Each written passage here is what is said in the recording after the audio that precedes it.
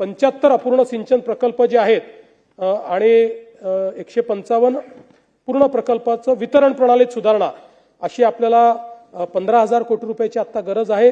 त्यातले पहिले 7,500 कोटीचं कर्ज आपल्याला हे प्राप्त झालेलं आहे आणि 155 प्रकल्प जे पूर्ण करायचे आहेत आपल्याला त्याकरता 2,500 कोटी हे वितरण प्रणालीतल्या सुधारणेकरता देखील आपल्याला प्राप्त झालेले आहेत। त्यामुळे आता सिंचन प्रकल्प हे त्याचं काम गतीने व्हावं या संदर्भातला आपला प्रयत्न आहे। गेल्या 2.5 वर्षामध्ये आपल्याला कल्पना आहे की आपण जवळपास 174 सुधारित प्रशासकीय मान्यता दिलेल्या आहेत। सिंचन क्षमता जवळपास याच्यामुळे 25.8 लाख हेक्टर त्या ठिकाणी तयार होणार आहेत आणि जवळपास या सगळ्या कामांच्या निविदा म्हणजे नुसतं देऊन आपण थांबलो असं नाही, सगळ्या कामांच्या निविदा देखील त्या ठिकाणी आपण काढलेल्या आहेत।